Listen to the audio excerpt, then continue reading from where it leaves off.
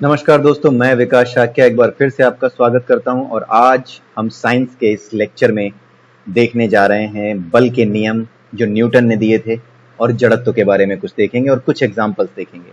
तो आइए सबसे पहले बात करते हैं जड़त्व की कि जड़त्व क्या है। ठीक है, सपोज कीजिए कि आपके पास एक बक्सा रखा है और आप इस बक्से पे बल लगा रहे हैं, जोर लगा रहे हैं इस पे। ठीक है, इस बक्से का वजन अगर कम हो, इसमें सामान कम भरा हो तो आप इसे आसानी से हिला सकते हैं। ठीक है, अगर इसमें सामान और भर दिया जाए तो आपको बल और ज्यादा लगाना पड़ेगा। ठीक है, जब इसमें आप सामान भरते हैं तो क्या होता है, इसका द्रव्यमान क्या हो जाता है, बढ़ जाता है। ठीक है, द्रव्यमान बढ़ जाता है इसका। ठीक है, तो द्रव्यमान जब बढ़ता है तो आपको इसको हिलाने में दिक्कत होती है, आपको इसको खिसकाने में यहाँ से दिक्कत होती है। तो किसी चीज पे जितना ज्यादा द्रव्यमान होगा, किसी चीज का जितना ज्यादा द्रव्यमान होगा, उतना ही ज्यादा आपको मेहनत करनी पड़ेगी उसे अपनी जगह से खिसकाने के लिए। क्यों? क्योंकि हर वस्तु अपने द्रव्यमान के कारण अपनी स्थिति का, अगर वो एक जगह रखी है, स्थिर है, तो अपनी स्थिति का, स्थिर होने की स्थिति का विरोध करती है। ठीक है, और अगर वो चल रही है, मान लीजिए चल रही है, तो अगर आप इसको रोकने जाओगे तो भी आपको कितना बल लगाना पड़ेगा, ये इस बात पे डिपेंड करता है कि इसका द्रव्यमान कितना है। अगर कोई बहुत भारी चीज आ रही है तो आपको धक्का बहुत जोर से लगाना पड़ेगा, उसको रोकने की कोशिश बहुत जोर से करनी पड़ेगी। यानी किसी वस्तु में उसके द्रव्यमान के कारण क्या होता है, उसमें अपनी स्थिति का, स्थिति यानी या तो चल रही है, या तो चल रही है या स्थिर है। तो चाहे वो चल रही हो चाहे स्थिर हो, उसका विरोध करने की क्षमता होती है अपने द्रव्यमान के कारण। इसी क्षमता को क्या कहते हैं, जड़त्व कहते हैं। जड़त्व क्या है, अपनी स्थिति का विरोध, स्थिति का विरोध करने की क्षमता। ठीक है, इसको आप नोट कर लीजिएगा। अपनी स्थिति का विरोध करने की क्षमता होती है किसके कारण, द्रव्यमान के कारण। तो एक स्टेटमेंट और बनता है कि किसी वस्तु का जो जड़त्व है वो क्या है, वो असल में उसके द्रव्यमान की माप है। द्रव्यमान की माप का अर्थ है कि अगर आप पता करना चाहें कि किसी वस्तु का द्रव्यमान कम है कि ज्यादा, तो इसी बात पे डिपेंड करेगा कि आपको उस पर बल कम लगाना पड़ा या ज्यादा लगाना पड़ा। अगर ज्यादा लगाना पड़ा तो उसका द्रव्यमान क्या है, अधिक है, क्योंकि उसका जड़त्व अधिक है। जड़त्व यानी अपनी स्थिति का विरोध करने की क्षमता। ठीक है, ये जड़त्व है। कोई मोटा आदमी हो, उसको हिलाने में आपको ज्यादा मेहनत करनी पड़ेगी, लेकिन पतले आदमी को हिलाने में आपको कम मेहनत करनी पड़ेगी। इसलिए मोटे आदमी का जड़त्व क्या है, अधिक है, और पतले आदमी का जड़त्व क्या है, कम है। आइए इसको हटा देते हैं। अब देखते हैं न्यूटन के नियम। न्यूटन के गति के नियम।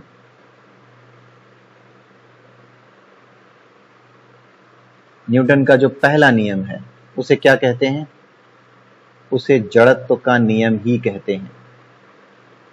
ठीक है, जड़त्व का नियम क्या कहता है कि अगर कोई वस्तु स्थिर है तो वो स्थिर ही रहेगी, और अगर कोई वस्तु चल रही है तो वो चलती ही रहेगी जब तक उस पर कोई बाहरी बल न लगाया जाए। स्थिर और ये गतिमान, ठीक है, तब तक चलती रहेंगी जब तक बाहरी बल न लगाया जाए। जब तक बाहरी बल नहीं लगता तब तक कोई स्थिर वस्तु स्थिर रहेगी और गतिमान वस्तु गतिमान रहेगी। और ये किसका गुण है, ये वस्तुओं के जड़त्व का गुण है। इसीलिए न्यूटन का जो पहला नियम है उसको हम जड़त्व का नियम ही कहते हैं। ठीक है, न्यूटन ने जो अपने नियम दिए थे, सबसे पहले किस बुक में उन्होंने इसका उल्लेख किया था, उनकी एक किताब है जिसका नाम है प्रिंसिपिया। इसको नोट कर लीजिएगा, न्यूटन ने अपनी बुक प्रिंसिपिया में अपने जड़त्व के नियमों की व्याख्या की थी। ठीक है, अब हम देखते हैं न्यूटन का गति का दूसरा नियम। ठीक है, दूसरे नियम में क्या है, मान लीजिए एक वस्तु है जिसका द्रव्यमान m है। ठीक है, आप इस पे बल लगाते हो। बल लगाने पे क्या होता है, ये वस्तु आगे बढ़ती है।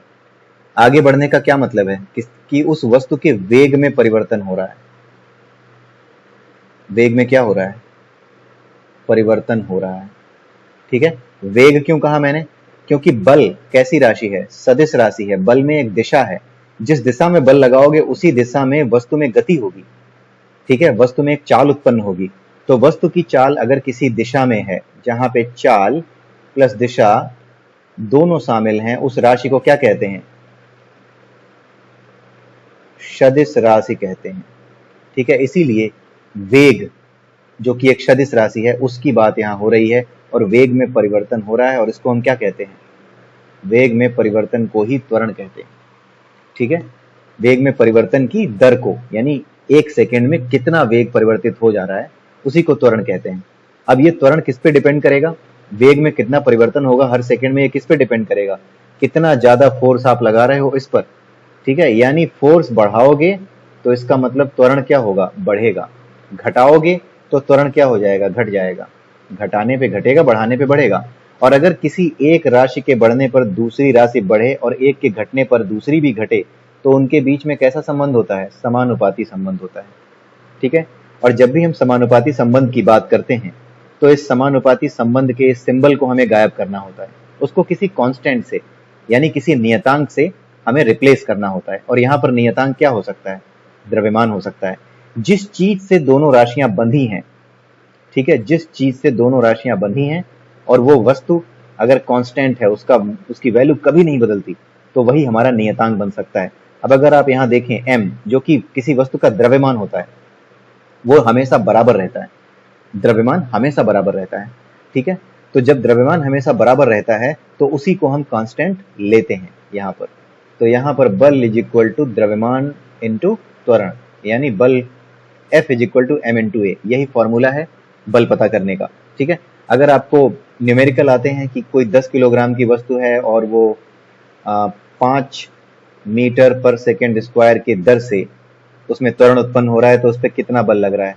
तो ये आएगा 50 केजी मीटर पर सेकेंड स्क्वायर, और इसको मिला करके क्या कहते हैं? न्यूटन कहते हैं। ठीक है, बल का मात्रक क्या है? बल की यूनिट क्या है? न्यूटन है। बल का मात्रक न्यूटन है, इसलिए ये चीजें न्यूटन में बताई जाती हैं। यहां पर इसको सेलेक्ट करते हैं और इसको गायब कर देते हैं। ठीक है, अब हम देखते हैं तीसरा नियम। ठीक है, थर्ड लॉ क्या कहता है? थर्ड लॉ बहुत ही आसान है, उसको कहते हैं क्रिया और प्रतिक्रिया का नियम। ठीक है, अगर आप दीवार पे मुक्का मारें तो दीवार भी क्या करती है? आपको मुक्का नहीं मारती, उतना ही बल आपके हाथ पे लगाती है और आपको चोट उतनी ही तेजी से लगेगी जितनी तेजी से आपने मुक्का मारा था। यानी जितने बल से आप किसी वस्तु पर क्रिया करते हैं, उतने ही बल से वो वस्तु विपरीत दिशा में उतनी ही प्रतिक्रिया देती है। विपरीत दिशा में प्रतिक्रिया देती है उतने ही बल से। ठीक है, तो किसी वस्तु पर अगर कोई भी क्रिया की जाती है तो उस वस्तु पर उतनी ही मात्रा में विपरीत दिशा में प्रतिक्रिया होती है। यही क्रिया प्रतिक्रिया का नियम है। इस नियम का एग्जाम्पल क्या है?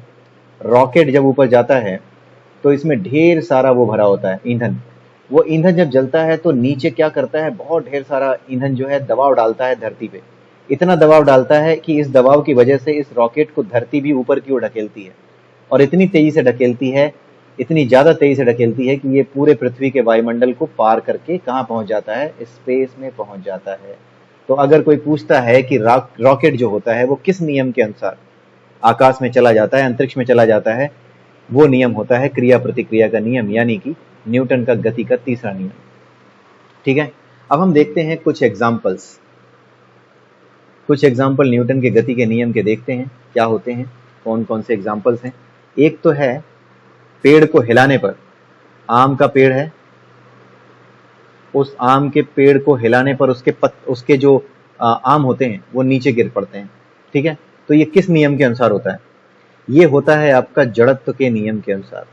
ठीक है, ये समझाने की जरूरत नहीं होनी चाहिए, क्योंकि पेड़ पे अगर कोई फल लगा हुआ है और आप पेड़ की डाली को जोर से हिलाते हैं तो फल क्या है? वो स्थिर है, जड़त्व के कारण, अपने द्रव्यमान के कारण स्थिर है। ठीक है, लेकिन जब इसको हिलाया जाता है तो ये स्थिर रहना चाहता है और डाली बहुत तेजी से हिलती है, जिसकी वजह से ये कमजोर होने की वजह से ये अपनी डाल से टूटकर नीचे गिर जाता है। तो ये जड़त्व के नियम की वजह से होता है। जड़त्व के नियम का एक एग्जाम्पल और है, आप बस में जा रहे हैं और यहाँ पे खड़े हैं, आपका पैर बस की सतह के संपर्क में है। जैसे ही बस आगे बढ़ती है आपका पैर तो आगे बढ़ जाता है लेकिन ऊपर का जो हिस्सा है वो आगे नहीं बढ़ पाता। किसके कारण? अगेन जड़त्व के कारण। जब ऊपर का हिस्सा आगे नहीं बढ़ पाता जड़त्व के कारण तो आपको पीछे की ओर झटका लगता है और आप पीछे गिर जाते हैं। ठीक है, तो ये जो जड़त्व के नियम है इसके कुछ एग्जाम्पल्स हैं, ये दोनों एग्जाम्पल्स पूछे जा चुके हैं। ठीक है, इसके अलावा और भी बहुत सी चीजें पूछी जा चुकी हैं। अब उसमें आप अगर आप एग्जामिनेशन क्वेश्चंस देखेंगे तो वहां पर आपको वो मिल सकते हैं, लेकिन ये दो एग्जाम्पल्स कई बार पूछे गए हैं। ठीक है, इसके अलावा एक जो क्रिया प्रतिक्रिया का नियम है, ठीक है, उसी के बेसिस पे एक अभिकेंद्र बल और अपकेंद्र बल हमने पढ़ा था, उसको लेकर भी एक एग्जाम्पल आता है। अभिकेंद्र बल और अपकेंद्र बल, ये याद है क्या था? ठीक है, मान लीजिए ये कोई चीज है, यहाँ पे आदमी खड़ा है और एक रस्सी में ये एक पत्थर को बांधकर घुमा रहा है। ठीक है, जब इस पत्थर को बांध के घुमा रहा है तो रस्सी इस पत्थर को अपनी ओर जिस बल से खींच रही है उतनी ही बल से ये पत्थर भी बाहर की ओर अपना खिंचाव पैदा करता है। जब आप इसको इधर खींच रहे हैं तो उतने ही बल से इसको भी एक खिंचाव का बल महसूस हो रहा है, जिसकी वजह से ये यहाँ पे वृत्ताकार पथ में घूमता रहता है। ठीक है, तो ऐसा ही एक क्वेश्चन पूछा गया था, रिटन एग्जाम था, उसमें पूछा गया था कि सन है, सन के गुरुत्वाकर्षण के कारण ये पृथ्वी हमारे सन के ऑर्बिट में चक्कर लगाती है। ठीक है, तो ये जो सन का जो अभिकेंद्र बल है, अभिकेंद्र बल क्या होता है? जो अंदर की ओर लगता है, वृत्ताकार पथ में जो अंदर की ओर लगता है वो अभिकेंद्र बल है, और जो बाहर की ओर लगता है वो क्या है? अपकेंद्र बल है। तो ये पूछा जा रहा था, उसमें क्वेश्चन में ये पूछा गया था कि जब पृथ्वी सूर्य का चक्कर लगा रही है और सूर्य उसको अभिकेंद्र बल से अपनी ओर खींच रहा है तो पृथ्वी सूर्य में गिर क्यों नहीं जाती? तो उसका आंसर यही है कि जितना अभिकेंद्र बल लग रहा है उतना ही अपकेंद्र बल लग रहा है, जिसकी वजह से पृथ्वी अपनी कक्षा में स्थिर रहती है उस अपकेंद्र बल की वजह से। ठीक है, और इसमें नहीं गिरती क्योंकि उतना ही बल विपरीत दिशा में बाहर की ओर लग रहा है। ठीक है, तो ये उसका रीजनिंग थी। तो ऐसे क्वेश्चंस बहुत आते हैं, ये 3 क्वेश्चंस कई बार आए हैं इसलिए मैंने इनको यहाँ पर मेंशन कर दिया। अब आज का आखिरी टॉपिक देखते हैं, भार के बारे में। सिंपल सी परिभाषा है भार की, उसको देखते हैं भार क्या होता है।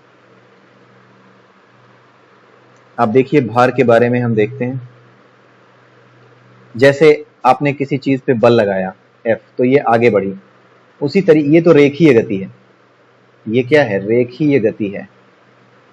उसी तरीके से जब आप धरती पे नीचे खड़े हैं और ऊपर से आपका एक दोस्त खड़ा होकर के यहाँ पे एक बॉल नीचे छोड़ता है तो वो बॉल क्या होगी? नीचे आकर के गिरेगी। ठीक है, तो बॉल नीचे क्यों गिरती है?